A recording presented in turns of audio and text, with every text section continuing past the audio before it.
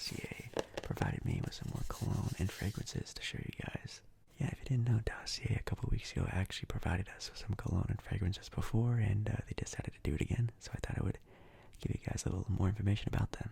If you don't know, Dossier is actually an online fragrance store that provides, colognes, perfumes, even a genderless collection of fragrances that, in my opinion, have some pretty amazing smells. And the great thing about Dossier is that they actually reproduce luxury fragrances. They still end up keeping the high-end, high-quality scents by cutting out a lot of the other stuff that doesn't really need to be there. You can actually pick up a Dossier fragrance for as low as $39 a bottle, while maybe these other bottles at some other places might cost you around $50 to upwards of, $300 per bottle. Now, like I said, Dossier sent me a couple more fragrances, and they actually had to get a restock of the ones we got last time in citrus ginger, which is an absolute great smell. And then when you open your package, when you get your own bottle, it comes out with a cool little saying inside.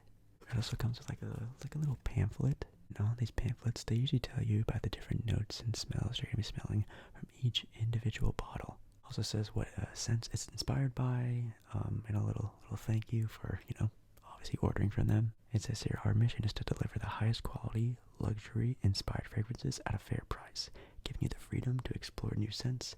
Thanks for giving us a try. Also on the bottle of the Dossier colognes and other fragrances, they give out little descriptions on the bottle as well, so what you're going to be smelling. Musky oak moss has apple, pineapple, rose, musk, oak moss, amber, a lot of pretty interesting smells. That's definitely a smell that I'm going to be keeping. But even if I didn't like it, the cool thing about Dossier is that they have a risk-free try system, which actually allows customers to try perfumes, cologne, other fragrances without having to truly go all in on them. If you actually decide to return your scent, you get a 30-day return period, which is pretty nice. They also have some pretty great bulk deals, so you can get, up to 25% off, free shipping when you get 3 bottles or more. And they're constantly adding new scents and fragrances to their collection. And even in these orange boxes, come up with their own scents and smells.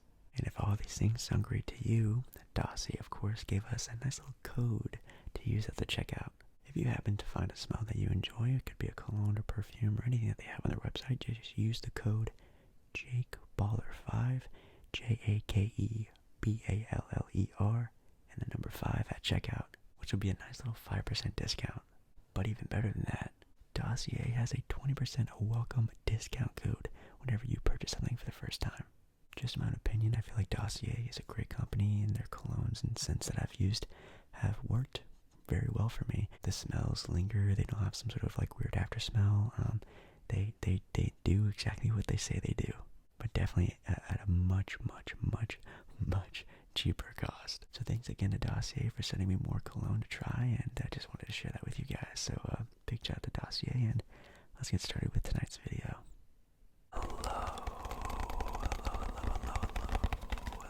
everyone. It is Jake Baller here, and today, as you can see, I am back with another video. And in tonight's video, we have a pretty interesting topic about, rules. I know rules could definitely be kind of a boring subject or topic to talk about. No one wants to think about the rules. But I thought it would actually be kind of funny to think about some of the craziest, wildest, stupidest, most unique rules that we have in all of sports. I thought this could be kind of a funny topic, but also obviously very relaxing. Rules can be kind of boring, which can lead to maybe you falling asleep. Definitely comment down below a unique or dumb rule that you know about some sports out there that maybe I miss out on, or maybe your favorite rule that you think is kind of funny. And make sure you do like the video. If you do like tonight's video, it's the best thing you can do for me, the channel, this video, anything like that. And yeah, with that being said, let us get started.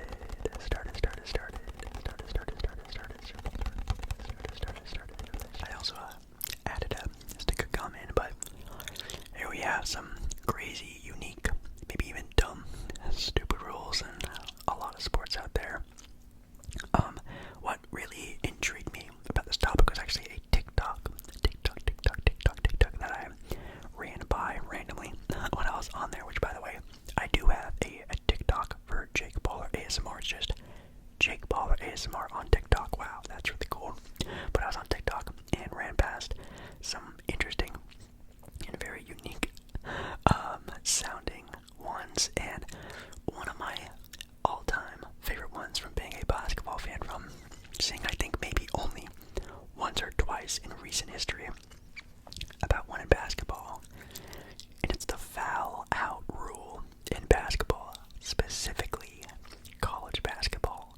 Now, if you know, in the game of basketball, there's fouls, and if you foul too many times in a basketball game, you foul out. Now, what happens after that in the NBA, the professional leagues, or in college basketball are two very different things. In the NBA, if you foul out and no one else on your team can come in and sub in for you, you actually can technically still play in the game.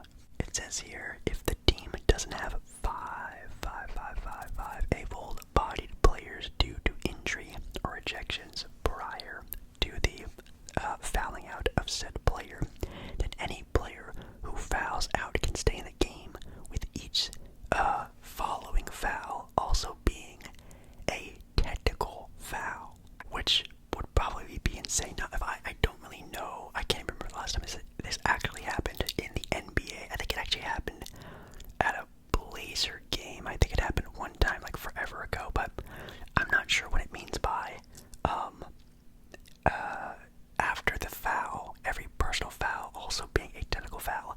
I don't know if that means like the player, let's say, fouls another player, right? And they fouled out, everything like that, boom, it already happened. That player fouls someone again, and it's a technical foul. Is it just a technical foul on that player, and it just, adds up to his technical fouls total of the year? Or does every foul after that occurrence is a technical foul and the opposing team shoots free throws every time someone fouls after that? I don't know which one it is, if it's just a tallying of technical fouls for that one player, which would suck, or is it a technical foul on that player plus it's like a regular technical foul where they shoot free throws after? I need to know that. But in college basketball, it's my favorite rule. Well, not my favorite, but it's a very funny rule, because in college basketball, you can't play with more than 5 fouls. You absolutely cannot play. So that means the team would be reduced to just 4 players on the court. So yes, I think this happened sometime recently where 4 played 5. 4 and 5. Absolutely insane occurrences.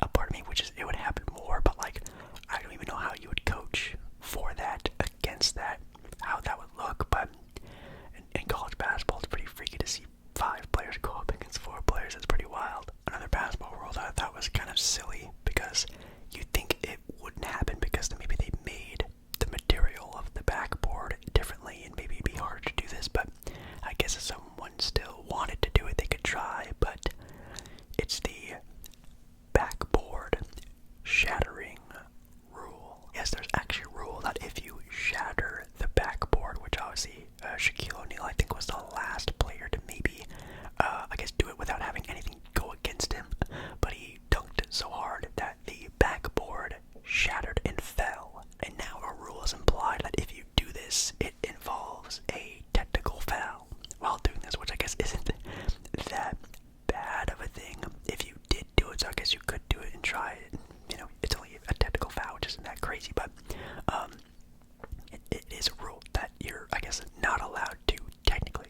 It would be crazy if you did it and you automatically lose the game if you shattered the backboard, which that would be also a very insane rule. It says here, a broken backboard in today's NBA would result in another somewhat unknown rule, the unsportsmanlike conduct technical foul, which doesn't count toward a player getting ejected. So it just, it says that, an unknown rule, the unsportsmanlike conduct technical foul. Interesting. You can shout out to Shaquille O'Neal for that one. Obviously, Shaq, man, was an absolute animal early on in his NBA career, and was really throwing it down. And I think that maybe also be added to the rule, because now you can't even hang on the rim anymore in the NBA. You'll get called for a technical foul. I think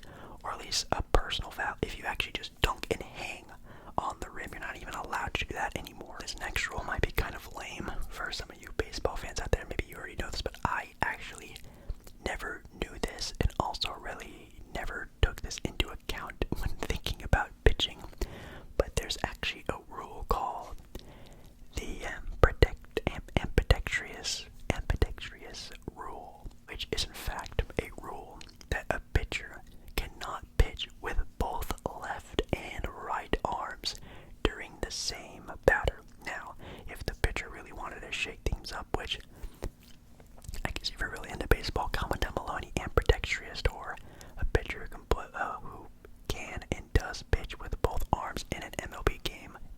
Let me know who does that, because that's actually kind of dope. It says here you can switch arms from batter to batter, or even the same batter in different plate appearances, but you cannot use both arms within the same plate appearance. Now, in my opinion, this is a dumb rule. This is what we're labeling rules here today. This is a dumb rule. I think it would be very cool if a pitcher could pitch either arm whenever they wanted. That would really throw in a big time loop for the MLB. Also, another reason why I sort of decided to make this video was because you can also comment down below if you like this rule, the new shot clock, or I guess you can call it the pitch clock, batter's box clock, that has just been recently added to the MLB. Are you a fan of, I don't want to say rushing, but I guess some people would describe it as rushing, pitcher rushing the batter to get in the box, speeding up the game, the number of pitches being thrown at a condensed point in time. Are you a fan of it? I actually haven't watched any baseball. I've only so far this year, I haven't watched it live, but I've seen a lot of highlights of it on Twitter and different websites and stuff, and it's kind of like a double-edged sword. It's a good thing that obviously, speeding up the game is great. Every sport is getting sped up and sped up and sped up. People don't want to spend 3+ hours in a sporting event. Maybe you do, and that's great, but some people, don't really like that. Speeding up the game is good, but also I feel like that is going to be so hard to not be costing people's games very much this season. Like, man, I can already see it now. World Series, let's say like Game 3, you're in the thick of it and you just forget about the pitch clock or the shot clock, batter's box clock, whatever you want to call it. And, when you don't get in the batter's box, you're not prepared to take a pitch, and the shot clock hits 0, it actually counts as a strike. So there's actually a possibility before you even start pitching the ball, you're already down 0-1, which is pretty crazy. In my opinion, if I could just change the rule, maybe imply it to the game until the 9th inning. I think the 9th inning is so important, maybe even the bottom of the 9th inning, or I guess the entire 9th inning, so it'd be fair. But I feel like, the anticipation, the build-up, the explosion of a pitch and a hit in the 9th inning is just so important to the game of baseball. I feel like trying to rush that very fast kind of kills the vibe of the game. So in my opinion, I like the idea, maybe as of right now, but I'll have to watch it in full swing. But I think maybe getting rid of it in the 9th inning would be kind of fair. This one I'm not actually entirely sure if it's like a rule, but if it is actually a rule, if you do it, I think this is also a dumb rule in the game of golf. Giving tips to other players. That's the title of it. I guess we'll have to read into it. It says here, anytime I see two golfers walking down the fairway side by side, I always wonder if what they're chatting about. I know what they're not talking about, and that's the golf strategy, as that is forbidden by the game's rules. Wow, it's forbidden. Quoting, forbidden. It says here, competing golfers cannot talk to each other about rules, shot distance, potential hazards, or anything that could influence the play of the golfer.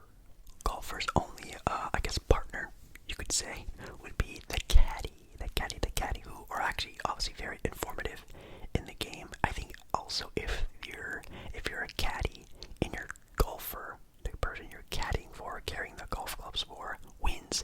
You get a win share. You win some of the money you get for being the caddy. So obviously those caddy guys they're trying to make some money. So they're very informative. They're very knowledgeable about what to do, what's going on, this and that. So they're obviously your number one best friend when asking questions. But you can't ask any other golfers. If you do, apparently it would result in a 2-stroke penalty. This one doesn't really make a lot of sense because I feel like I see this happening, but I guess you can only do it once, which I guess makes sense. But in the game of football, American football I should say, there are actually no back-to-back timeouts. It says here, something that you'll never see, never see in the NFL, is a team burning all of its timeouts before a big kick, as rules prohibit a team from using consecutive timeouts within the same dead ball period. Which, I guess I always forget the dead ball period, because I always remember, I can remember teams, they burn a bunch of timeouts, when you're down by a certain amount of, points. Teams have 3 timeouts at the end of the game. They use all their timeouts to sort of stop the clock, keep the game going on longer, this and that, but I guess that would be after every other play. A team can't call a timeout and then instantly call another timeout. They're giving a description of icing the kicker. You can call a timeout before a kicker kicks, but I don't think they can do it again within that same dead ball or before a play can happen, period. Which does make sense now I think about it. I thought you could just call as many timeouts as you wanted in a row, but I guess not, which is actually kind of interesting. That one I do agree with, so that's actually not that bad of one. A quick one right here is that apparently in hockey, the NHL, pulling the goalie in overtime is actually a penalized occurrence. So we all know what pulling the goalie is in hockey. They take the goalie out of the game and they add in, I think, another player, or the goalie just comes out of the goal and the goal is just wide open for the opposing team. You'll usually see this if they're down like a goal or the game is tied. Well, actually probably more if they're down a goal. And it's in the end of a big game, they have nothing to lose, they go all out offense. Now apparently in the regular period or the regular game, this is allowed, it happens all the time, but apparently if you do this in overtime, it is penalized. If a team does pull its goalie in overtime and they lose the game from the opposing team scoring in their empty net, then the losing team doesn't receive 1 point it would otherwise get in an overtime loss. So we don't know, in the NHL there's like a point system. A win is like 3 points or something like that, and then a loss is this many points, a tie or a draw is this many points. It's like a point system. If you pull the goalie and you lose, you get 0 points. If you do it in overtime, that's actually kind of crazy. So it's basically like you didn't even play a game that day. You basically just lost more than if you would have just lost a regular game. This one's titled Ball Stuck in Umpire's Gear. This rule is also applied in the catcher's gear as well. Any pitch that gets lodged or stuck in a mask, chest guard, or anywhere else in an umpire or catcher's gear results in a dead ball, and all base runners advance 1 base. Wow. That's pretty interesting. The pitch can get lodged via bouncing from the dirt or due to a passed ball, or a ball that just whizzes past the catcher's glove. So I guess if they throw a pitch and you know how the umpire is staying right there with their big mask, if it gets, gets headshotted at the baseball and it gets stuck and lodged in his mask, it counts as, I guess, a base hit. Technically, and all the runners on base go 1, which I guess if you're on third base and that happens, that's pretty crazy. I didn't know that actually applied with catchers as well. I don't know if you can do it what if the catcher just took his glove and put it behind his back to try to catch the ball with his head or something like that? Is that allowed? I don't know anyone who would want to take a 100-mile-per-hour baseball to the head, but they do have a mask and helmet on, so maybe it'd be worth it. I don't know if that's happened anytime recently. Again, I really want to know, and let me know down in the comments. Oh god, I don't even know if I want to talk about this. I guess I will. This is something that is titled The Disaster Draft. Now, literally this has never happened before in the 4 major sporting leagues in America. But the disaster draft, which you can probably tell it's not a great thing that if this does happen, is a written rule that is known as the disaster draft because, well, if a certain team in whatever sports league, right here they have a picture of the NBA. So, for example, an NBA team, sadly, is on a plane that doesn't make it to its destination. Let's just put it in those terms. And that team is just gone. It's just poofed out of existence. Very sad, very crazy. Then there is something called the disaster draft, which basically spawns in an instant expansion draft for that franchise. Obviously, I'm not going to give an example for a franchise that this happens to, but, if a team just doesn't exist anymore, again, we're going to put it in the nicest terms possible. And a new team will be drafted that following year as like an expansion draft team. So every team in the NBA would get, I think it's 8 or 10, at least for the NBA, 8 to 10 protected players. Everyone else on the roster would be free up for this draft. All free agencies are, and I think they also get a draft pick or 2 in the upcoming year's NBA draft. Luckily, again, that has never happened before, and I mean, it is kind of crazy to think about how much these teams and all of sports travel, and thankfully it's never happened before, but that would be a crazy thing to think about, a team just disappearing, and a whole new team being spawned in the next following year. That's kind of sad to think about, but also, thankfully, we don't have to think about it because it's never happened before on this website. It actually doesn't have any football / soccer rules on there. I guess if you're, someone who doesn't really like soccer, you can just say, hey, offsides. Offsides is a dumb, weird rule, which offsides is definitely a kind of tough rule to follow if you don't really watch a lot of it, but I think it's a pretty fair rule. It keeps the game more even and keeps players from cherry picking goals every once in a while. I think it's kind of a rule that definitely needs to be there. One rule that they label here are the possession arrows in NCAA men's and women's basketball, which basically there is a jump ball in basketball for college.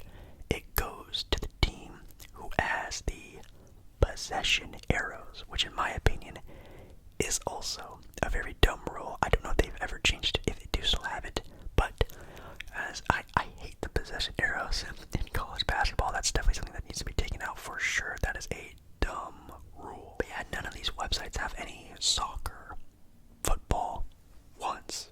That's dumb. If you are a soccer football fan out there, let me know down in the comments any crazy, weird, out of the ordinary rules that could be applied to the game. I'd definitely love to know more about soccer, football, obviously, and definitely need to get some more insight on football. So definitely let me know down in the comments. One last one before I leave. This needs to come back. Remember in the when was this, 2016 to 2018 era of basketball, some players were wearing Supreme logos during the NBA games, like J.R. Smith. I thought those were pretty fire. I was a big fan of those. And also, a dumb rule that 100% deserves to come back are the the ninja headbands that players used to wear, like Jimmy Butler, De'Aaron Fox. I thought those look really dope. I really hope they actually let players do this. Be a little bit more expressive on